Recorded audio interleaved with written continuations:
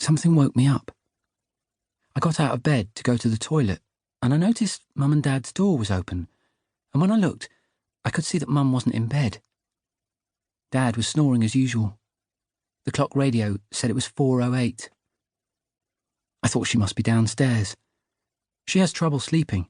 They both do now, but he takes pills which are so strong you could stand right by the bed and yell into his ear, and he wouldn't wake up. I went downstairs really quietly because usually what happens is she turns on the TV and watches those really boring adverts about machines that help you lose weight or clean the floor or chop vegetables in lots of different ways, and then she falls asleep. But the TV wasn't on, and she wasn't on the sofa, so I knew she must have gone out. She's done it a few times, that I know of, at least. I can't keep track of where everyone is all the time. The first time, she told me she'd just gone out for a walk to clear her head, but there was another morning when I woke up and she was gone, and when I looked out of the window, I could see that her car wasn't parked out front where it usually is. I think she probably goes to walk by the river, or to visit Katie's grave. I do that sometimes, though not in the middle of the night. I'd be scared to go in the dark. Plus, it would make me feel weird because it's what Katie did herself. She got up in the middle of the night and went to the river and didn't come back. I understand why Mum does it, though. It's the closest she can get to Katie now, other than maybe sitting in her room, which is something else I know she does sometimes. Katie's room is next to mine, and I can hear Mum crying.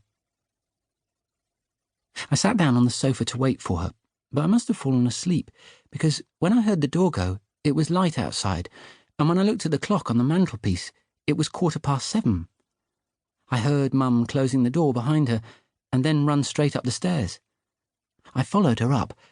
I stood outside the bedroom and watched through the crack in the door. She was on her knees next to the bed, over on Dad's side, and she was red in the face like she'd been running. She was breathing hard and saying, "Alec, wake up, wake up," and she was shaking him. "Nell Abbott is dead," she said. "They found her in the water. She jumped." I don't remember saying anything, but I must have made a noise because she looked up at me and scrambled to her feet. "Oh, Josh," she said, coming towards me. "Oh, Josh." There were tears running down her face, and she hugged me hard. When I pulled away from her, she was still crying, but she was smiling too. "Oh, darling," she said. Dad sat up in bed. He was rubbing his eyes. It takes him ages to wake up properly. "I don't understand. When? Do you mean last night? How do you know?" "I went out to get milk," she said. "Everyone was talking about it. In the shop. They found her this morning." She sat down on the bed and started crying again. Dad gave her a hug, but he was watching me, and he had an odd look on his face. "Where did you go?" I asked her. "Where have you been?" "To the shops, Josh. I just said." "You're lying," I wanted to say. "You've been gone hours. You didn't just go to get milk." I wanted to say that, but I couldn't, because my parents were sitting on the bed, looking at each other, and they looked happy.